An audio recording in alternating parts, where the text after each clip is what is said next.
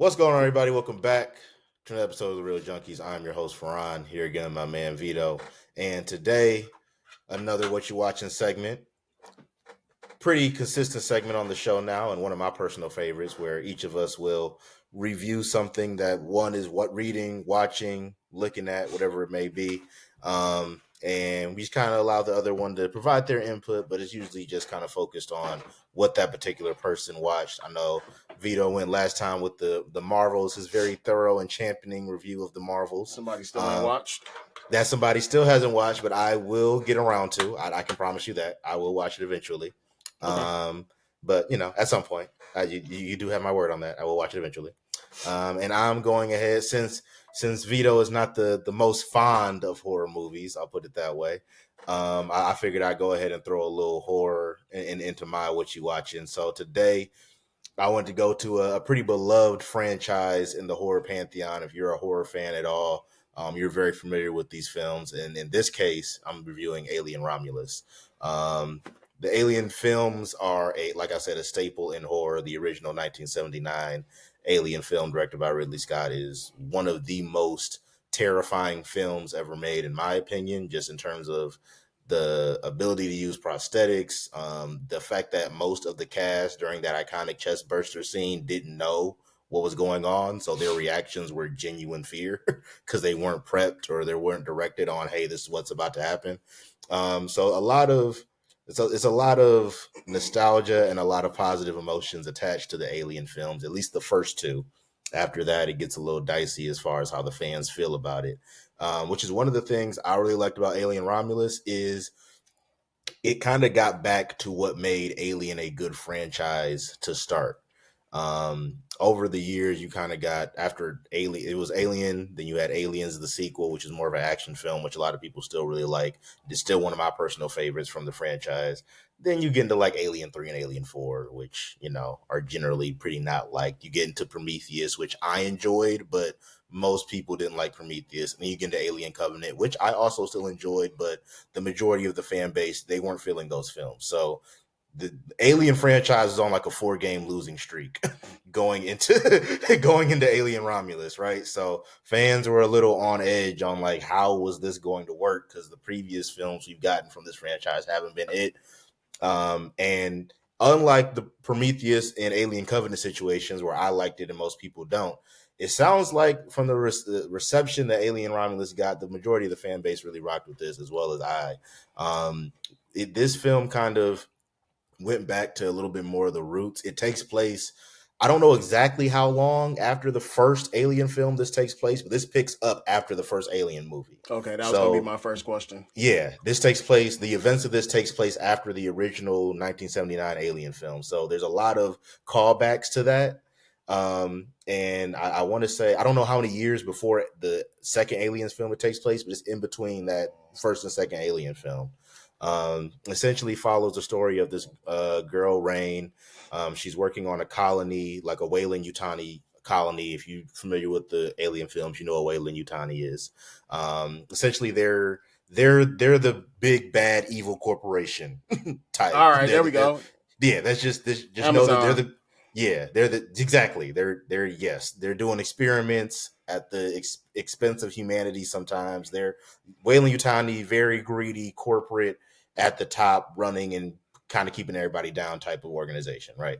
So their young lady, she's working on this Weyland-Yutani colony. She's trying to save up enough essentially to be able to move to another planet called Uvaga, which is supposed to have a lot more opportunity, be a much better place. All right, let me stop you for a second there. Go ahead. There's going to be a bunch of these names like that. Buddy heard Uvaga and was like, hold on, what are you talking about? The first one you said, the Weyland what? Weyland-Yutani. That's the name of the corporation. That's wild by itself. Yeah. And then you said the Uvaga is the name of another planet. A planet that that sounds like some fucking Star Trek. What's the big bad ones? The Klingons? I don't Klingons. know. Okay, I was about to say that was low-key a guess because I'm gonna be real. My Star Trek knowledge is not that deep. I'm gonna be totally real with you. Mine either, but like that sounds like some shit. That sounds like one of their names. Facts. Oh, keep in mind though, we never see this planet. throughout the whole course of the movie, even though, spoiler alert, this She is don't definitely get is going to there. be a spoiler review. Yeah, like spoiler alert, this is a horror movie. The people Well, they don't make it to the promised it land. also came out a year ago, so if you ain't seen Yeah, this movie yet, you probably yeah, listen. You either one of those people that's not gonna see it because let's see. Before you jump back into it, my brother. Okay, I'm not looking at the right thing. I'm going back to my search bar, and this movie again it came out 2024, and it is now streaming on Hulu. So yeah. So I think all I remember seeing it in theaters. Like it's and I been out think all for of a them minute. are if I'm being I think all of them are like going through Hulu along with the Predator movies. I know Hulu produced or they had a hand in making that most recent The Predator most movie, Predator. Prey. So that would actually make sense. Hulu's definitely had a vested interest in Alien and Predator at this point, especially Predator, since Prey is on that platform as a Hulu exclusive. Um, but no, this film had a lot going for it for me as far as kind of doing a lot of callbacks to what made Alien great. One of the things that I really liked about this is the focus on the personal characters going back to Rain and her trip to or her hope to get to Uvaga. She basically gets denied. Like she says, "Hey, I should have enough points or whatever system they're using to decide who gets to go and who doesn't." She said, "I should have enough," and basically, old lady says, "Yeah, well." You did if this was like a while ago, but we upped the quota, so now you don't. And now you got to go work in the mines. Keep in mind, Rain's parents died from working in those same mines because apparently there's a lot of dangerous conditions down there, and there's been several incidents of people going into those mines and not making it back out. You just got to kill her. Not Yeah, not so not she, Rain got to kill the yeah, old lady. That's just what yeah, it's that's kind of like what happened. you know what I'm saying. You just hold me. I just came here thinking I got my ticket out, and you telling me not only do I not have it, but I also got to go do the same thing that So got my so now parents my killed. question is, you saying like not as points. So Yeah, and they forcing her to work in the mines. So are yeah. these slaves? Because it sounded a little bit like slavery right now. It not necessarily, but kinda like it's that kind of we're subjugating you and you have freedom as much as we allow you to have it. Like like they're not in like unless you're in the mines. The people in the mines And she going to they work in the are mines. like they're in fucked up conditions. But like based on what you see in the colony, like it does look it does look pretty destitute and it doesn't look well kept. The conditions don't look that great. So it definitely looks like this is like a stopgap for people of like I'm working here to get somewhere else. But It they looks like can that kind of colony but for they can sure. change it at any moment. Yeah, but it's like, okay, we know, I guess the mindset is we know that about the people here. So to make sure we keep some of these people here, we can't just let everybody meet the quota So to leave. You and know what so I'm this is my saying? question: is there in this alien expanded universe, is there a government, or is everything, or like each planet is ran by the corporations? So they don't really get into that honestly in the alien films like that. At least not that I've seen. Because I don't really remember Alien 3 like that, and I never saw Alien 4, so maybe those get into it a little bit deeper. But Alien 1 or 2, I don't remember there being really anything about an oversight as far as government goes. Well, they did have the Like Marines in there though, right? they That did, was in yes. one. Yeah, they were in both. They were in the second one actually. They were in Okay. Aliens. So there has to be some sort of figure sending those people out, but I don't know. I feel like the closest thing to any sort of government figure you really get is Wayland Utani. Okay. Like keep in mind they're running this entire colony on this planet.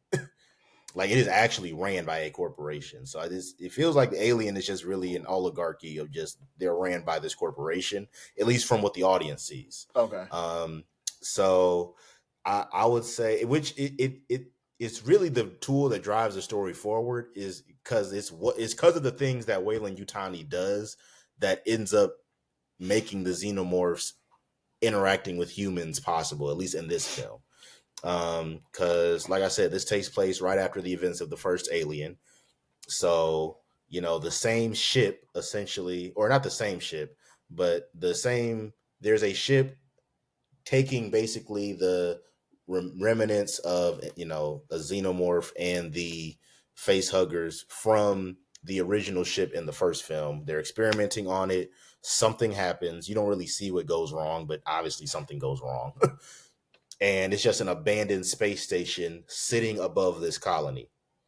And Rain and her friends, upon getting the news that she's essentially never getting off this planet and probably going to die there if she goes into the mines, she links up with some of her friends, along with her black brother, who's an android.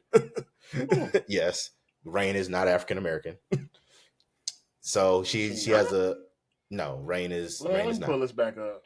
Yeah, Rain is So Rain is not African American, but her brother is a black android. obviously, I Yes. pulled up the IMDb earlier, and then I am now looking up the governments. So we gonna have a little lengthy discussion after this because the whole government thing is weird. This you telling me this not a white woman? Yeah, I said she's not African American. I'm Yes. tripping. I'm sorry. I'm Yes. sorry. That's the That's what I'm like. emphasis on Hold the word on. not. I could have No, sworn that no. that looked like a white woman to me. No, Rain is Okay. not Rain is not the same color as you or I. I mean, but he's also an android, so But Andy, her android brother, is. Granted, but like this is like family to her. Like this is she only refers to him as her brother. She again, because never she's an views him. orphan, and Yeah. Yeah. But like she had him around while her parents were still alive though. Like he okay, was I think it was if I'm remembering the line correctly, her dad discovered him. he's Like just he was like a discovering androids. yeah, he was like an older Wayland Yutani model, and they upgraded to the new models. So all the old Oh, okay, models okay. basically got like abandoned or scrapped, or he was just kind of wandering basically without any owner or master or family or whatever. So Rain rinks up along with Andy with the rest of her friends. Basically says, "Look, here's the situation. They're telling me to go to the mines or whatever." And one of them basically goes, "Well, kind of convenient you came to us now where there's a abandoned Wayland Yutani ship sitting above this colony, and we're planning on getting up there and taking that to Uvaga." So that's the plan. Boom. They get on the ship, they get on one of their ships, get up to the abandoned space station, start checking it out. Obviously, if you watched the original Alien film, you know they're heading into sudden death. And also at the beginning of this film, before you even meet Rain, there's an opening scene of the scientist on this space station bringing up what looks to be the body of a xenomorph. So they get onto this ship, is abandoned. You don't see anybody on there. You don't even really see any dead bodies or anything initially when they get on the ship. So like to them, it could just be it's abandoned. They left it alone, whatever. And they got the android here because he's former Wayland Yutani tech. So they need something of Wayland Yutani to be able to access certain parts of the ship and be able to get to Uvaga. They're going to get into the cryo chambers, and that's their plan. You take this 9-year journey to this planet in cryo sleep. So as they're exploring the ship, they discover two things. One, they discover another android who Okay. shares a striking resemblance to the android from the first from the very first Alien film. He's not doesn't have the same name. I think this one is called like Rook or something like that. He doesn't have the same name as the android from the first film, but looks exactly the same actor. Meet him. Basically, he's like, "Hey, I don't know if y'all should be here." Basically, go They home. basically, I don't know if this is where y'all want to be. And they get into this part of the ship where they discover the face huggers. Two of the people get into this part of the ship. They discover the face huggers. They're like, "Hey, I feel something crawling." It like trips one of them. They start running, trying to get away from these creatures. The creatures break out, and this is one of the best uses of face huggers in any alien film that I've seen. This was the most effective use of those creatures. For those of you who aren't familiar with the alien films, which I think most people are, even if you haven't seen them, you've seen a face hugger before or kind of understand the concept. But they attach onto your face, put the alien egg inside of your body, and then the alien bursts out of your chest. One of the most gruesome ways you could go out. And in this film, I really like the fact that the face huggers in and of themselves were like a legitimate threat that came up throughout the film. I feel like usually in most alien films, you see the face huggers are there in the beginning just so we can get some aliens into this movie. and then the aliens kind of take over after that. And there was a little bit of that in this as well.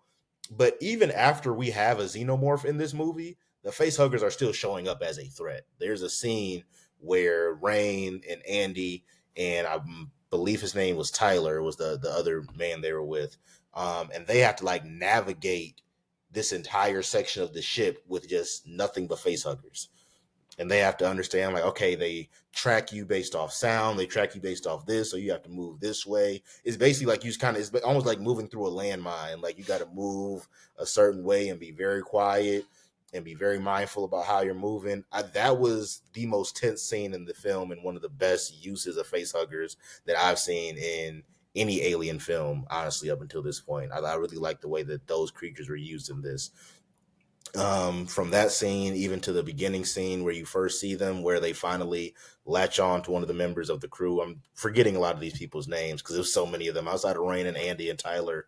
No one else is really a key That character, looked like honestly. a hand with a long ass tail and fucking Yeah, and it labels. literally, like it, like as you see, I'm assuming you're looking at like the poster or something. No, I'm looking at um I just saw images.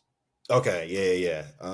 On the, like, basically, like, it literally latches on to your face, hence the word face hugger, and it's essentially like putting a xenomorph egg into your body, and that's how xenomorphs are born. That's how the, xenomorphs like reproduce essentially.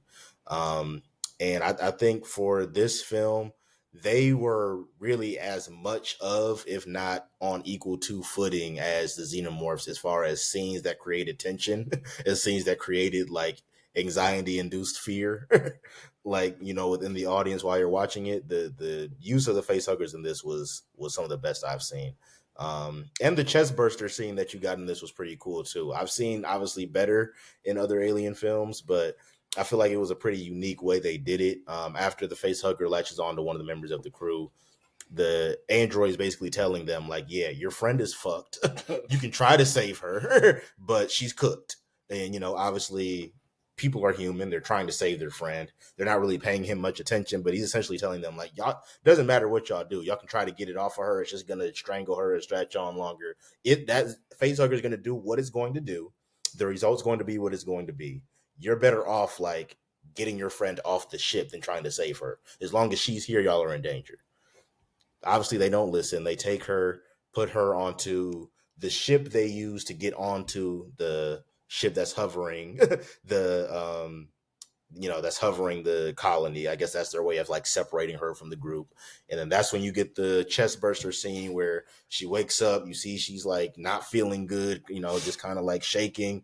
And it was actually a pretty creative way they did it. She uses like this 3D, not 3D, but like this like infrared sensor basically to like kind of see inside. It's like an X-ray almost, to like kind of see inside the bone structure and everything, and you like see the xenomorph trying to get out. I was like, we've never actually seen a chest burster scene like that from that angle I'm using watching an it while you're X-ray. talking, and like literally as you're talking, she's putting it up Yes. to her back.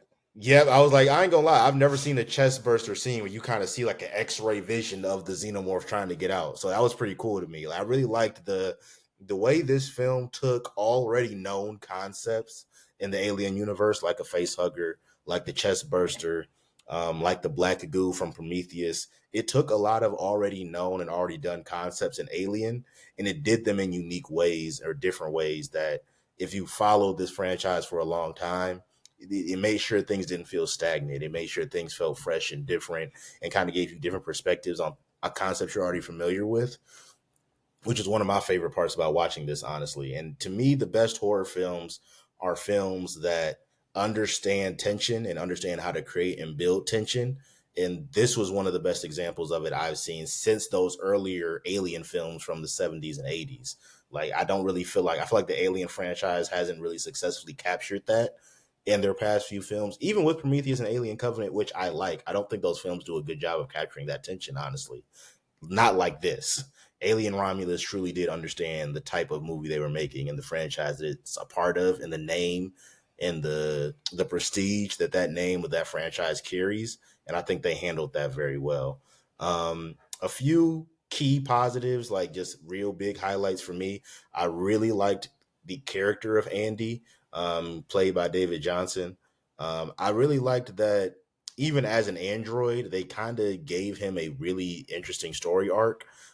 There's a part in the film where they need, obviously, Andy's there on the ship because they need him to be able to access different parts of Weyland Yutani's software or parts of the ship. So they basically they switch out his hard drive essentially, and in doing so, the programming that's in the Weyland Yutani hard drive they give him kind of switches up his programming and the way he acts. He doesn't necessarily become evil per se, but you start to see that protecting the crew and the humans he's with is not as big of a priority as protecting the interest of Weyland Yutani. Okay. Right. You know what I'm saying? Like, he's not necessarily evil. Like, he's not trying to hurt the crew he's with, but it's like, if it's you or what's best for the company, I'm picking what's best in the company, and you don't have to bite the bullet. Like, clear example, one of the people on the crew that they're with gets trapped in a room with a xenomorph. And she's like banging on the door, like, let me out, let me, they're on this side of the door, she's on the other side with the xenomorph, and it's like, let me, like, the xenomorph's coming. Technically he has enough time to let her out, but in his mind he's like, if I open this door, that thing's going to get through here, now 4 of us are going to be dead instead of just you. So that was kind of but like, that's like the mindset he takes on after getting that new upgrade per se. And I thought it was very interesting how they were able to handle that with that character, because when you first meet Andy, he's all about protecting Rain. That's his only mission. Make sure Rain is safe. That's my little sister. That's who I've been entrusted with the protection of. My mission is to make sure Rain is okay. So to see that character have to go from that to do almost a complete 180 within a Switch up scene, on her. and then for him to commit to that for most of the movie until he finally switches back, I thought that was a pretty interesting character arc, at least for an android in this case, because it's almost like he had his real intentions and how he really felt co-opted by programming, essentially, and to kind of see that happen to a character was, I thought, a very interesting way of going about it. And that's why you don't stick your hard drive into devices without protection. You get a Android TV. I can't stand this nigga, dog. Exactly. Yes. I approve that message. I think. No, it ain't no I think. You approve the message. Use protection. Whether you're right. Whether you a human, an or alien, or an android. Use protection. Yes, that's a message from the Reel Junkies to our audience. Take that and use it how you will. But I want to give a big shout out though to Fede Alvarez though for his direction on this film. I remember initially after Alien Covenant came out, and there was, we'll just say, a less than stellar reception from the audience. People fucking hated it. But basically, that was when Ridley Scott kind of went, you know what? These Alien films, at least my vision of them, has kind of run its course. And they kind of because Alien Covenant was supposed to have, I think, 1 or 2 more sequels after it. And they kind of scrapped that direction, kind of, went away from that. And you heard rumblings of an Alien film being worked on outside, like with Ridley Scott not having any sort of director role in it. But I wasn't really sure what the development on that was. I wasn't sure if that film was going to be connected to Alien Covenant in any way. And to see this, I'm glad that they did 2 things with this film. One, they connected it to the greater Alien universe by having it take place right after the first Alien film. So there's a lot of callbacks to the first Alien film and a lot of concepts. So are you saying this takes place after Alien, like in the first movie that was ever made of Alien? Yes, the original 1979 Alien film. This movie takes place right after the events. So this takes place in between after Prometheus. Obviously, after Prometheus. Yes. Okay. Yeah, everything takes place. It takes place after Prometheus and Alien Covenant are like in the distant past. Compared to this, yeah, like Prometheus and Alien Covenant happened years ago. Like Prometheus is like how the xenomorphs. Not necessarily how they were born, even though you do see like a baby, like what's the word I'm looking for? You almost see like a prehistoric version of a xenomorph in Prometheus. You don't get you don't really get the full story on how the xenomorphs were created until Alien Covenant. Alien Covenant is a story about how the xenomorphs were created. Prometheus is about the story of the engineers, who are the creatures who are credited in the alien world of creating humanity and creating the xenomorphs. In a sense, they created the biochemical that So creates the this is xenomorphs. not because again I'm looking at the I had the question about the governments because I forgot, to be honest with you, I forgot that there's comics for the Mm-hmm. Alien franchise.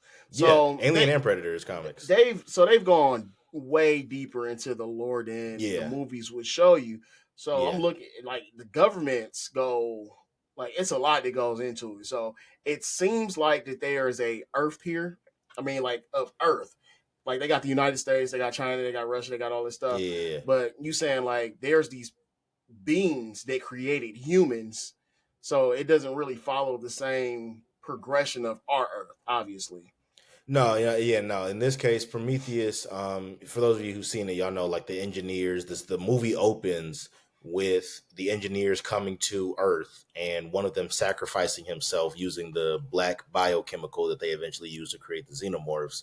And through the decomposition of his body into like the ground and the earth and the soil and the water, it eventually starts to create life on Earth. That's essentially Oh, the okay, the okay, okay. creation. That's how like life on Earth got started in the alien universe. Okay, that makes Yeah, sense. yeah. See, man, we should see. We should have just did not even just did alien Romulus. We should just did a whole little breakdown because I'm A about whole lost as hell breakdown. on this. Nah, we could. I actually like Prometheus, so I wouldn't mind doing like a breakdown of Prometheus and Alien Covenant. But I know how much those movies are hated. Really, Alien Covenant. I feel like Prometheus people just find disappointing, Yeah. but like the audience reading and watching those reviews, people do not like Alien Covenant. So I wouldn't even want to subject people to that, knowing the feelings surrounding that movie. Okay. Um, but in this case, I'm glad that the Alien franchise got one right with this, just based on audience perception and my personal opinion watching it as well. Like I said, Andy was a great part of this film. The xenomorph, once you finally get the xenomorph full blown, I love the way it operated in this film of just a relentless killer and being perfect at hunting. And also, I really love the use of the face huggers in this.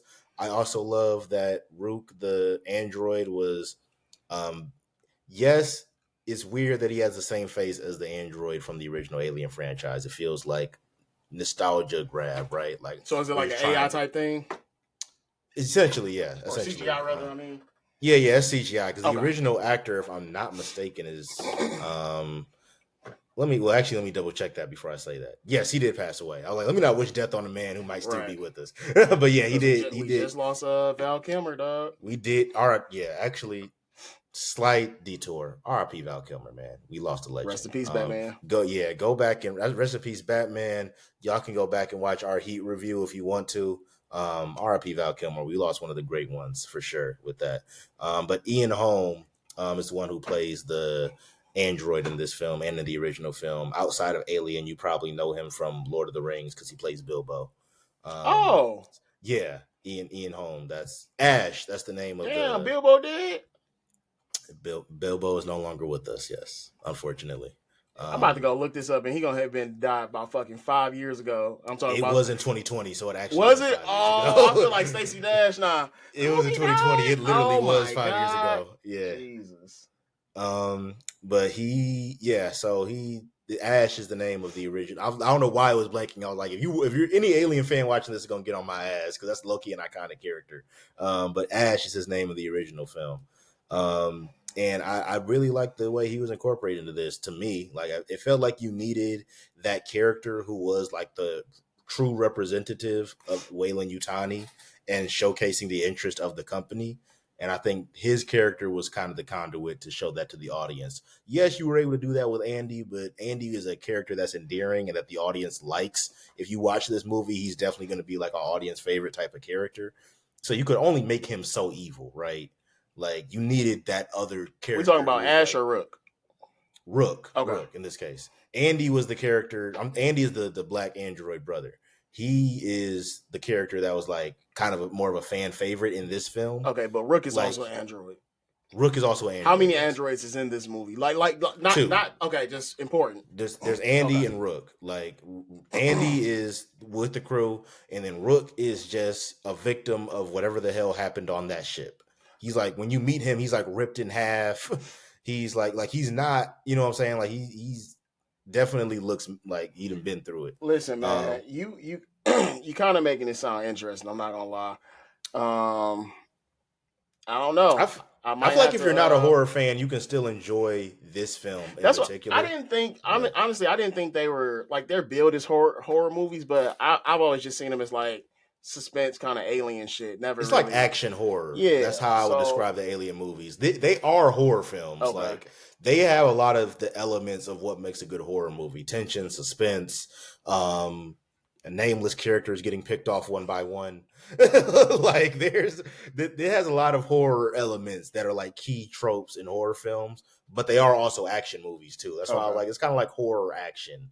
Or this is where the category I'd put the Alien films in. It kind of toes the line between both.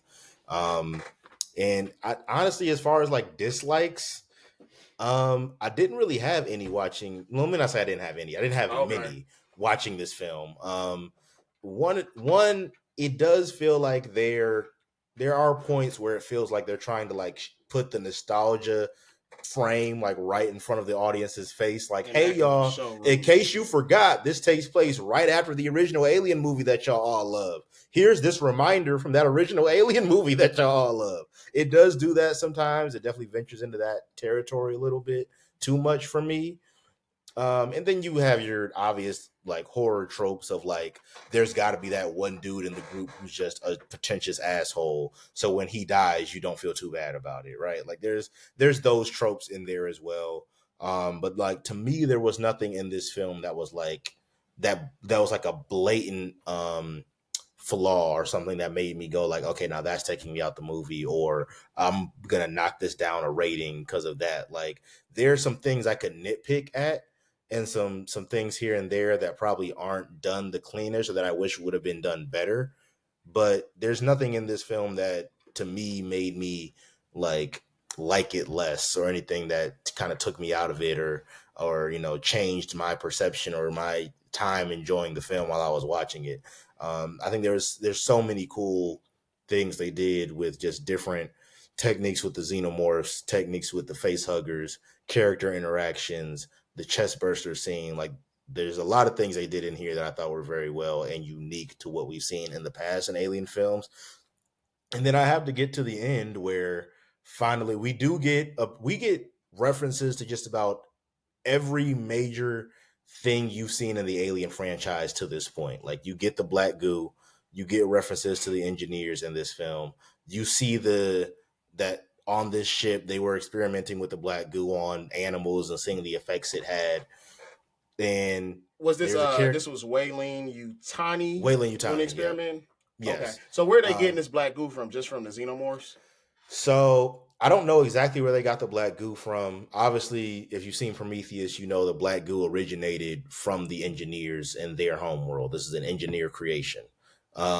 So my guess is somehow they got a hold of it through because we know that humans have interacted with the black goo before because that's what Okay. Prometheus was, right? Prometheus was humans discovering this biochemical black goo thing and figuring it out. And then the last time you see the Prometheus era of aliens, you got the crazy ass android David kidnapped the female lead from the ship in that film. I'm forgetting her name, but you see he kidnapped her. He's got a bunch of black goo. He's got a bunch of face huggers and a bunch of humans who he's about to take to a colony, assuming to just put face huggers on them and make more xenomorphs. So they just call it black goo. I thought that was just some shit you was No, saying. that is actually what it's called in the lore. It's called the That's black so goo. fucking lazy, man. Yeah, no, you would think they would have gave it an actual scientific name, but no, it is referred to in alien lore as the black goo. I shit you not. I shit you not that is what it's called. So in this instance, they're experimenting with it. They don't really give a clear indication on how Wayland Utani got their hands on it. If they do, Okay. I forgot. It was probably like in one line. It's like a throwaway one line where they referenced it. But there's a character who is pregnant who is fleeing away from the xenomorphs. I don't remember if she was wounded or what happened, but something was happening with her where she felt the need to take this black goo while being pregnant. having no clue what the fuck this was or what it that they don't. This is the first time these characters are interacting with this, so they don't have the context the audience has that humans who come into contact with this are either mutated or killed. All right, that now it's pissing me off because Yeah, like that's like, oh, I'm walking down the street. What's this green liquidy something? literally, like they have no, and you're on an alien. Like you're interacting with something you know is not of like Earth, something that you know is alien. You know this is an alien substance, but granted, the way Weyland Yutani was trying to use it is they were trying to use it to like cure diseases, right? They're trying to use it to create immortality. They're trying to manipulate it to, humans trying to play God, right? Like this is a No, yeah. don't blame it on us. Blame it on the fucking scientists and the government. Because that's who's doing it. That's who's doing it. Touche. When the robots attack and the AI turns on us, it's the government's fault. It's the fucking scientists that's fucking making robots that you can't kick down. Yeah, it's definitely people trying to control things that are not within the control of humans.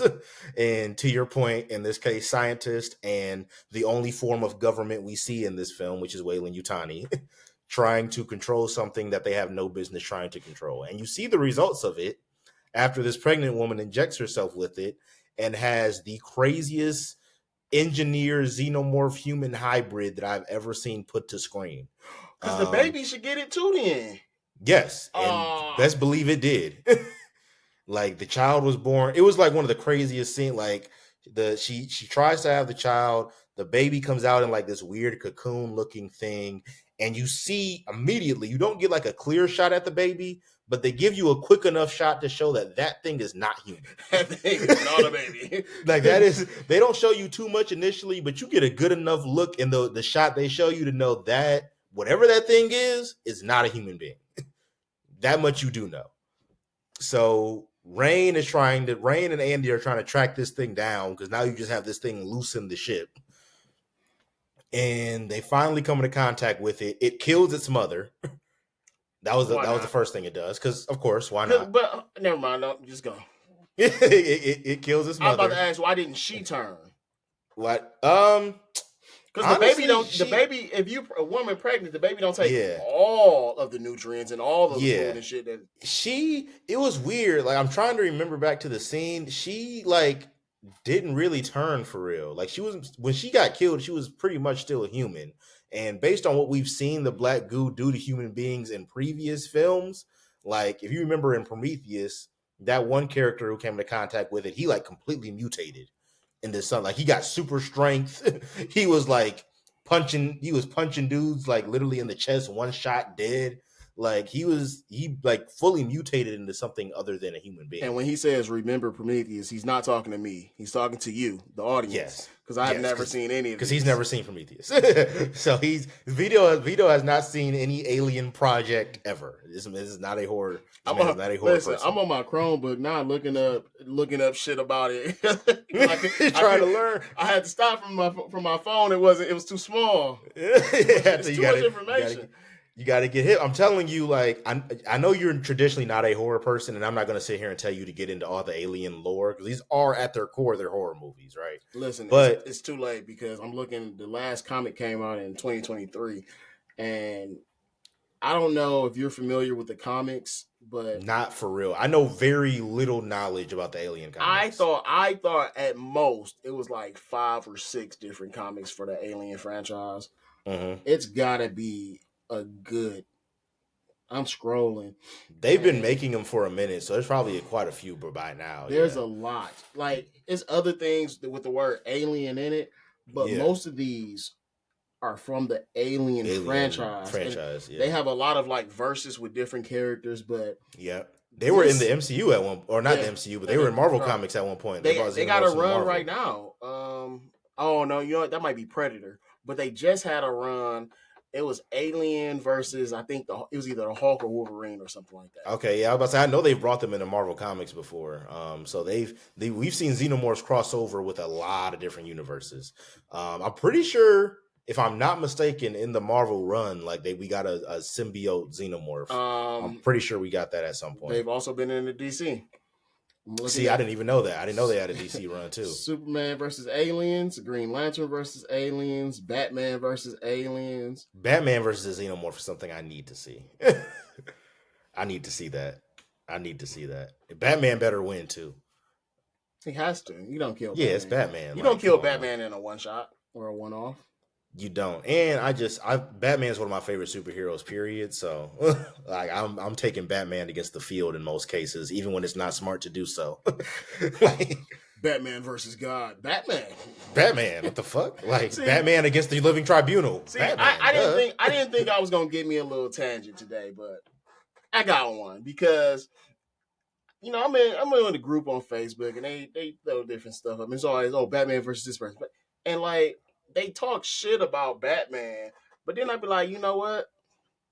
It's people like you that make them say this shit about Batman. Because I'd be overdoing Because it. you be overdoing it. And this is the thing. Batman, the image of Batman has been fucked up for like the past 15, 20 years. And that's because of one thing. The Batman Arkham series. Batman just beating the shit out of people, breaking their legs, breaking their arms. Before that series came out, niggas was not saying Batman beating you up for running across the street.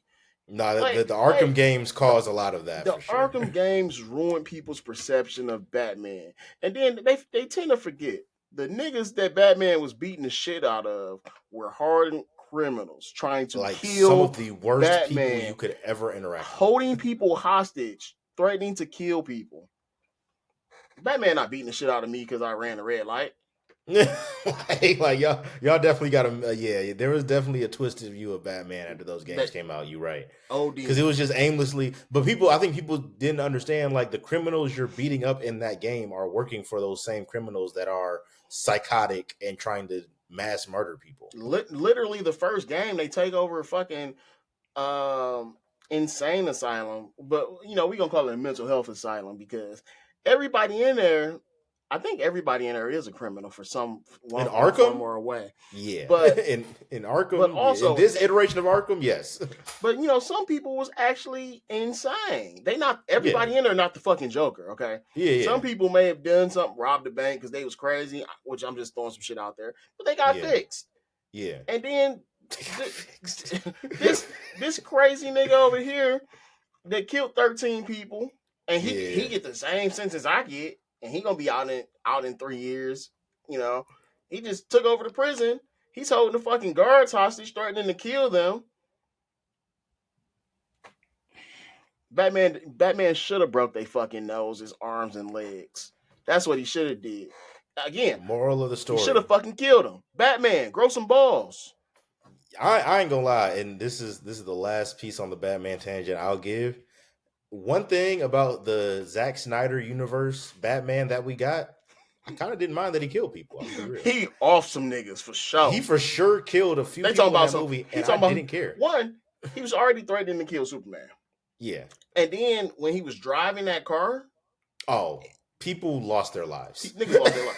Then when that car chase scene, some people lost their lives for when sure. the You when the can't tell Batwing me. came in and shot up the warehouse, he Yeah. killed niggas. But I But was like, yeah, some people lost their lives in in that his scene. I was like, is defense- Batman just openly killing people? in his defense, he is a older, more seasoned Batman, grislier. He didn't Yeah. care anymore. Yeah. But yeah, Yeah. My only thing is I just would have liked some kind of explanation. Like you're dealing with a character who in the source material is known for not killing. So you need at least something to explain why yours does. I'm not saying Batman can't kill. I'm not one of those people that are like, oh, the source material is like this, so any adaptation of the character has to be exactly like that. again, I don't believe in that. So I believe you should be able to adapt and change characters for the story I you think want they to tell. did tell us, but they did it in a way that It was too subtle. that's exactly It was way too subtle. They did You it in had a to way be that because they didn't show anybody dead, so they wanted people to be Yeah. like, oh, he didn't kill nobody, but then when me and you could be like, he shot a nigga car He and for blew it up. sure He killed some niggas. killed people. But like to me, it's like you had a very easy out to explain why he kills people. They showed essentially the old costume of Robin, who we assume had been murdered by the Joker.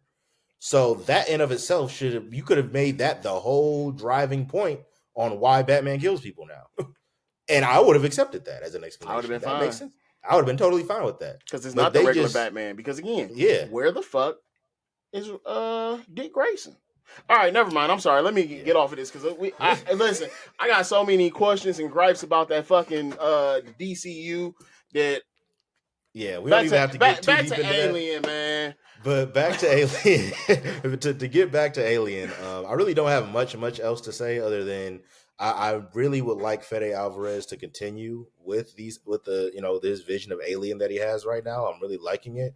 I really like the fact that this film incorporated so many different aspects from previous Alien films and even added in new things like the xenomorph human engineer hybrid that we get at the end of this movie. It's the first time we've seen any creature like that in the Alien franchise ever. Like we've never seen a creature like that in any Alien film, and Oh, that thing was they call it terrifying. the Observer. Oh, is that what they call it? So when I thought they called it the Offspring. yeah, that's what it is. I'm sorry, the Offspring. Yeah, Because yeah. I was I in the was script, yeah, when like I was looking or up in the the chest punch, it came up, and that's a creepy yeah, looking thing. yeah. The credit in the credits they called it the Yeah, Offspring. that thing is creepy. Yeah, very creepy. And it's played by it's played by like a basketball player or some athlete, if I'm not mistaken.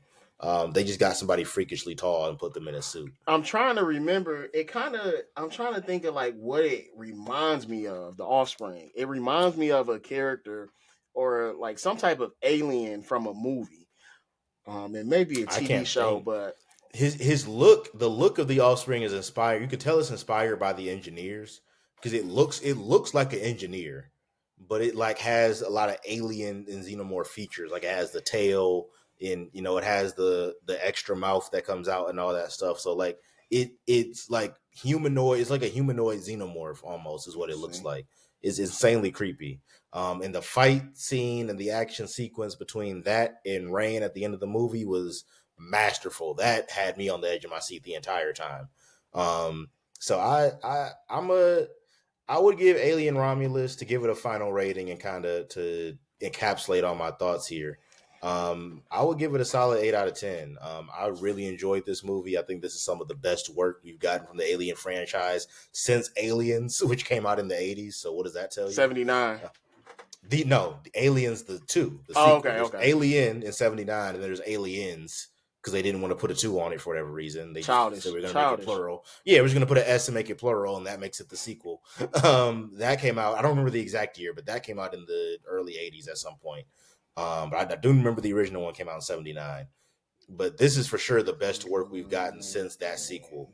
And I was thoroughly impressed walking out of the theater of this film. I wasn't really sure what to expect when I walked in, but walking out, I didn't know I was gonna like that movie as much as I did. And definitely gave me a lot more faith about getting more Alien films down the line and what that might look like. I think Alien and Predator right now are in pretty good spaces as franchises Well, because Prey was pretty good too. you know you're in So luck because they are making a animated show. okay. It's called Alien Earth, and it will be premiering on Hulu. It comes out this year. I don't see. I did hear they were making a show. It'll Low be key, I did hear about that. 8 episodes. I Hmm. don't.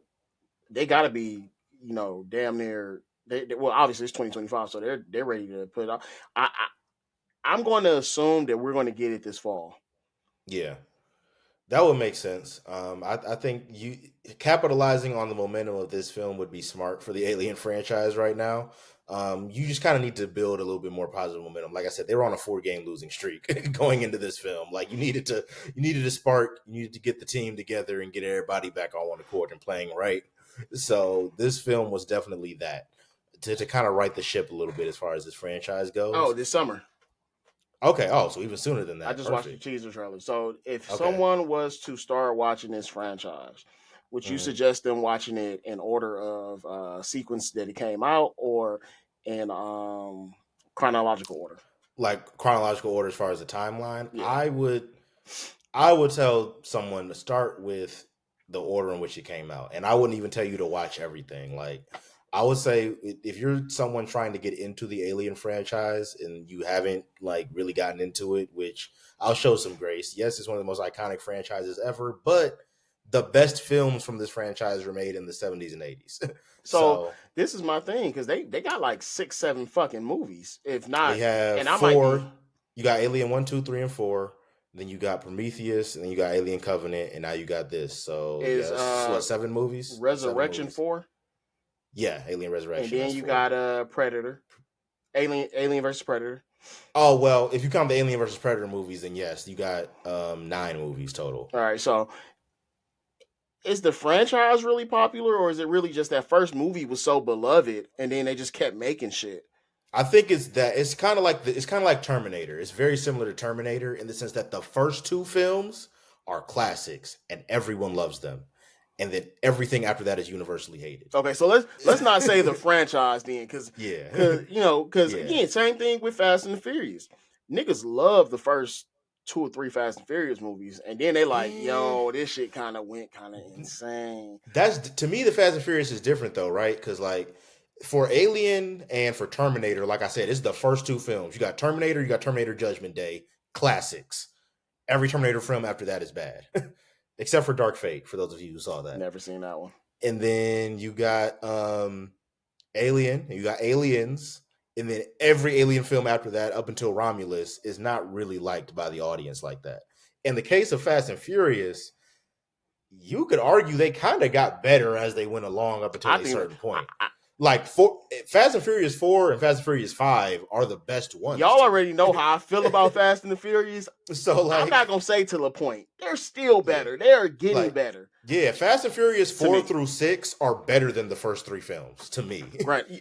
I hated the first Fast and Furious movie, to be Yeah, honest like with you. Fast and Furious 4 through 6 are better than the first 3. It's when you get to 7 through 10 is when it starts to become some bullshit. And if you want to be honest, we gonna at one day we're gonna have to do a Fast and Furious breakdown, because I'm down. Actually, I'll take 7 out of there because that's the one where you first see Jason Statham. I kind of rock with 7 a little bit. Because honestly, the feel of those again, we already know the feel of the movies changed, but from the first movie to the second movie, the one with Paul Walker and Tyrese, when we were introduced to Tyrese Gibson, the whole fucking thing changes.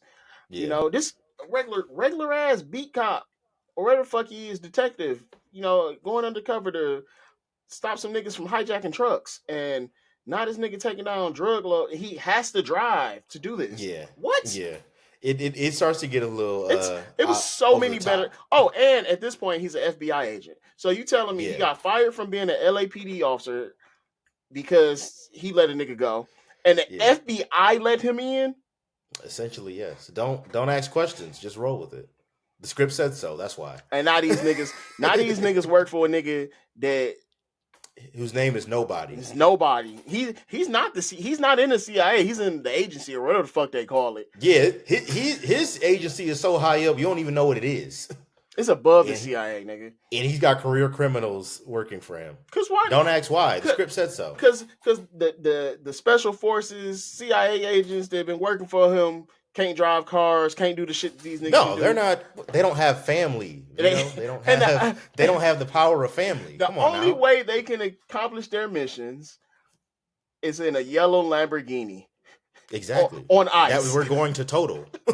That we're going to total in the making of this scene. Yes, that is the only way this mission can be completed. I will watch every fucking Fast and Furious movie they make.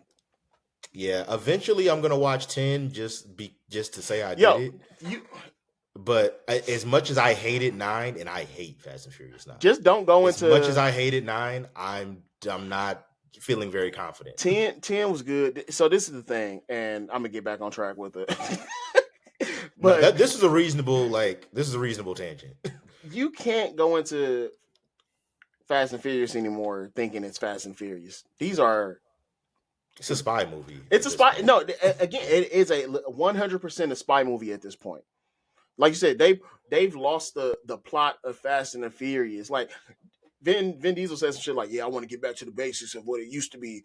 Nigga, you're so far removed from that. Talking about something before Paul died. Nigga, when Paul was alive, y'all lost the plot of this shit. Yeah, like, so let's not pretend. Yeah, you ventured so far off when Paul Walker was still here. Like, yeah, no. So and that's what niggas like. Again, I don't look at these movies as, oh great, this is a good racing movie. This is a good car movie. No, it's not. It's a good spy movie. They're spy movies at this point with people who aren't spies because they're terrible at spying.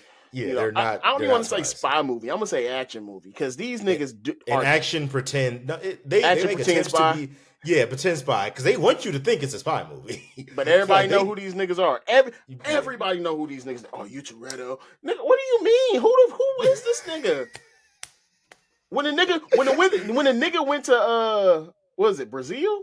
Yeah. And niggas just knew this nigga They just knew who he had this was. shit on Like lock. I guess he him, huh? All right, I Like, guess. y'all As let we this, here, he him. y'all let this nigga come in and run y'all shit. Come on, man. Basically, it's Toretto. He has the power of family. What you gonna do? What you gonna do against that? So nigga said, I said I want to see, Fast and Furious and the Transformers, which we probably never gonna get because they working on Transformers and GI It's a Joe. GI Joe. Yeah, So, that's the crossover you're getting. but And to be real, I'm to the point now, as wild as the Fast and Furious movies have gotten, like I don't even want to see them with the Transformers because the Transformers would probably feel more grounded than this shit that I'm seeing from Fast and Furious right think now. about Dom And driving that's the fucking problem. Bumblebee, bro. Like the shit if I can look at Optimus Prime and feel like that's more grounded than what regular humans are doing, that's a problem. All right, how about this? They don't need to cross that over. How about this to get us back on track? Transformers. Fast and Furious versus Alien. And you know what's crazy? They already been in Dom space. would probably whoop every xenomorph with his bare hands.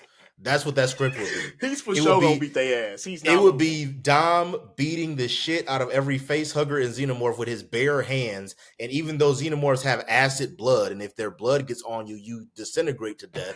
They would bleed on him, and he would just walk through it. He gonna be choking it. It's gonna be breathing. He'll be like screaming because it's burning his skin, and snap its neck.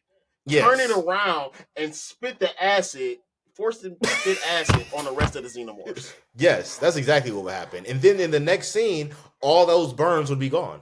Vin Diesel, hire me. I'm gonna make this happen. Please don't ever make this script. for the love of everything good in this world, please do not ever make this script. For those of us who actually do cherish the Alien franchise, please no. Well, we've got enough bad movies from this. You already said y'all the fans don't like half the fucking movies. Yeah, fuck it. What's one more shitty movie? Well, you're right. You're right. Fuck it. What's one more shitty Alien movie? You saying it's shitty, but this is the thing. It's probably gonna niggas like, yeah, this is gonna be terrible. I'm not going to see it, and it's gonna be one of those movies like Pootie Tang. It's gonna be a fucking where it's terrible, but you love it. So terrible, niggas love it. I can see that actually. I can see that. Classic. I can see this film having that kind of appeal for sure, for sure. Vin Diesel, The Rock, Tyrese Gibson, Ludacris again, and Xenomorphs, and fucking Xenomorphs. Tyrese reacting to a Xenomorph would be entertaining. Now, can Xenomorphs fly ships? No. They are mindless killing machines. All right, so if they can't fly ships, they can't drive cars. No, they cannot drive cars, but they can mass kill people. So, do with that what you will. All right, I'm done with my whole Transformers Xenomorph thing, but we're going to finish this up so we can have an offline conversation about Transformers and Xenomorphs. Yeah, I would like I said, 8 out of 10 on Alien Romulus. Thoroughly enjoyed this film. Definitely looking forward to what else we get from the Alien franchise going forward. And I really do hope Fede Alvarez is involved in whatever's next because he did a great job with this. And you can tell he has a thorough understanding of this world and this universe and how it's supposed to look and function and feel to the audience. And he conveyed that on screen perfectly. So solid 8 out of 10 for me. So I got a few questions for that. What else they got. But go ahead. Go ahead with your question.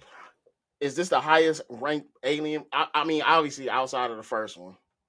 And the second I wouldn't put this over the second one, no. Yeah, that's what I said. Outside of the first one and the second one, you rank this the highest. Yeah. Yes. All right, what would you rank after 1 and 2? You mean like rank them? No. You don't have to rank franchise? All of them. You said, but this is the next one, 1, 2, and then this one. Yeah, 1, 2, and then this for sure. So, yeah. Which one do you rank higher, 1 or 2? Ooh, that's tough. I'm not gonna lie, that's very tough. I ain't gonna lie, that's tough. So it's hard because 1 and 2 are kind of different movies. So how do you? 1 is the better horror movie, and 2 is the better action movie. Well, I mean, just by number. Ooh, that's tough. I'm gonna say one. I'm gonna put the one. I'm gonna put one first. Okay. Even though two is, I can't even put two in second. Two I'm is saying like you one giving one as a B. what? I mean, like as far Oh, as out of rating. 10. Yeah, yeah, yeah. Oh, out of 10, I would give the first one an 8. I would give the first one an 8.7. I would give the second one an 8.5, and I would give this an 8. See, this you be Yeah. talking about me doing my point fives, and then you talking about that 0.7, Seven? just so you can rank it above it, nigga. You could have just said 9, nigga. Round up at this point. Shit. Yeah, that's 9. 9 for sure. I'll give the first one a All right. 9. I give the second one an 8.5, and I give this an 8. You know, I want to see, like I said, I want to see other people comment on this, but I also want to see if anybody's read the The comics and comics. how those pair up. Because I don't. Again, I'm not a fan of horror, but I assume that a comic book um, doesn't really get scary. But I mean, again, I could be wrong. I don't know, but again, we know they have a large fucking universe, man. And the shit, Very like I said, expansive. the governments on here, like it's a bunch of coalitions of shit. Yeah. So, and the Union of Progressive Peoples, Oh, which yeah, that's not in the films. I can tell you. I can confirm. exactly it's Germany, Russia, Spain, China, and then the Asian Nations Cooperative. So the Asian Nations Cooperative, that's a bunch of other motherfuckers from Yeah, I was about to Asia. say, That yeah. not China.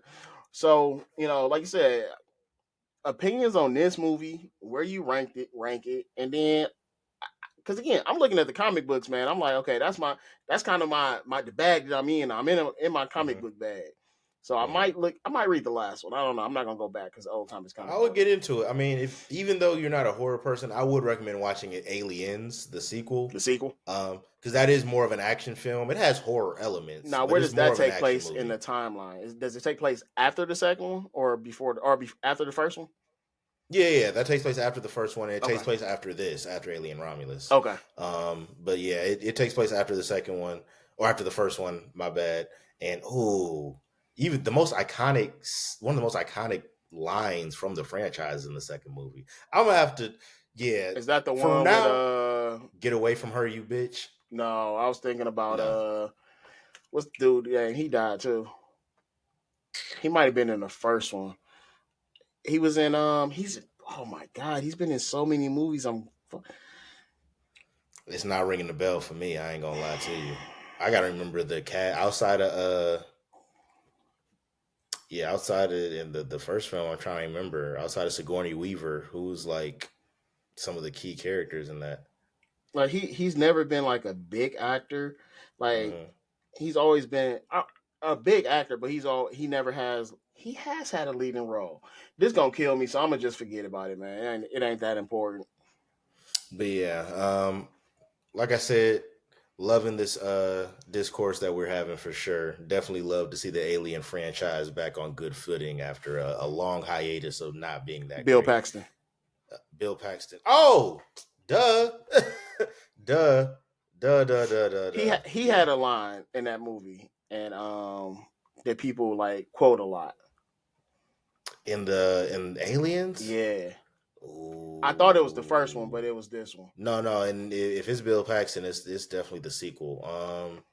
It came out in '86. I don't know why it came out earlier than that. I do not remember, but I'm gonna have to look because Bill Paxton's character is one of the key characters in that film. Oh, get game over, man. Oh, That okay, okay, shit. okay, okay. Yeah, yeah, yeah, yeah, yeah, yeah, yeah. Okay, fair. That is an iconic one, but I let get away from her, you bitch. Is like that's you say that to any Alien fan, they know what you're talking about. You say that to people who haven't seen that movie, they probably know what you're talking about. Like that's how iconic that line is. But yeah, always continue, like, comment, subscribe. Let us know your thoughts on the Alien franchise. Are you like me, where the only ones you really think are throwaways are 3 and 4, and then like Prometheus and Alien Covenant you kind of rock with, or you like most other people, where after Aliens, what alien movies? It's only two. Like, are you one of those? So just let us know your thoughts. Like I said, we continue to support. We always appreciate you guys checking us out and showing love. And until next time, it's the Real Junkies. Peace.